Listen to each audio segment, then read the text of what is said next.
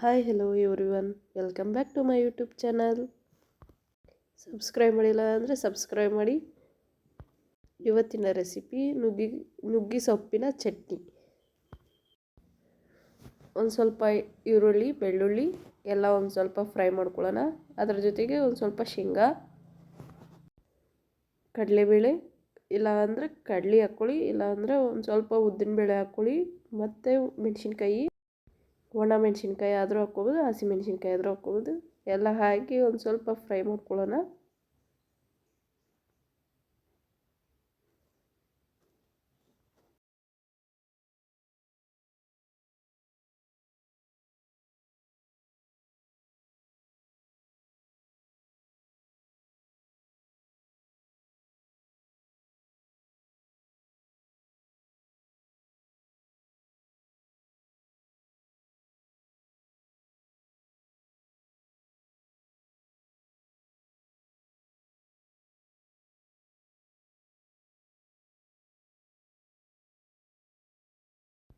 ಈಗ ತೊಳೆದಿಟ್ಕೊಂಡಿರೋಂಥ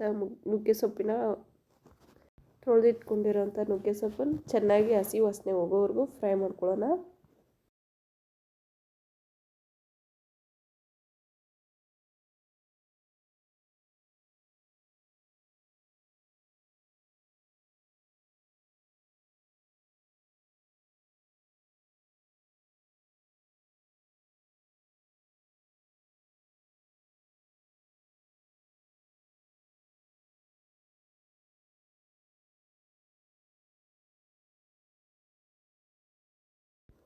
ಚೆನ್ನಾಗಿ ಫ್ರೈ ಮಾಡ್ಕೊಂಡು ಮತ್ತೆ ಒಂದು ಸ್ವಲ್ಪ ಹುಣಸೆಹಣ್ಣು, ಒಂದು ಸ್ವಲ್ಪ ಉಪ್ಪು ಹಾಕ್ಕೊಂಡು ಮತ್ತೆ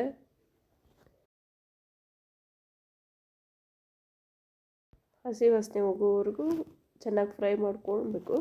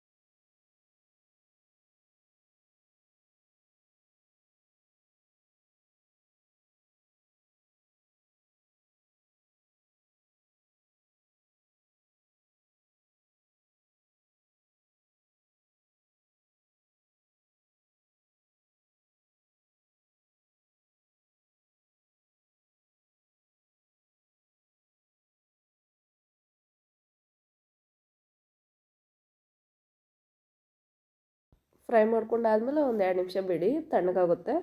ತಣ್ಣಗಾದ್ಮೇಲೆ ಮಿಕ್ಸಿ ಜಾರ್ಗೆ ಹಾಕ್ಕೊಂಡು ಮಿಕ್ಸಿಗೆ ಹಾಕ್ಕೊಂಡ್ರೆ ರೆಡಿ ಆಯಿತು ನಮ್ಮ ನುಗ್ಗೆ ಸೊಪ್ಪಿನ chutney. Thank you for watching more videos. Subscribe. ಬಿಸಿ ಅನ್ನ, ತುಪ್ಪ ಹಾಕ್ಕೊಂಡು ತಿಂದರೆ ಅಂತೂ ತುಂಬಾ ರುಚಿಯಾಗಿರುತ್ತೆ. ಅನ್ನದ ಜೊತೆ ಚೆನ್ನಾಗಿರುತ್ತೆ. ಅನ್ನ, ಚಪಾತಿ, ರೊಟ್ಟಿ ಜೊತೆ ಎಲ್ಲ ಚೆನ್ನಾಗಿರುತ್ತೆ. ಒಮ್ಮೆ ಟ್ರೈ ಮಾಡಿ.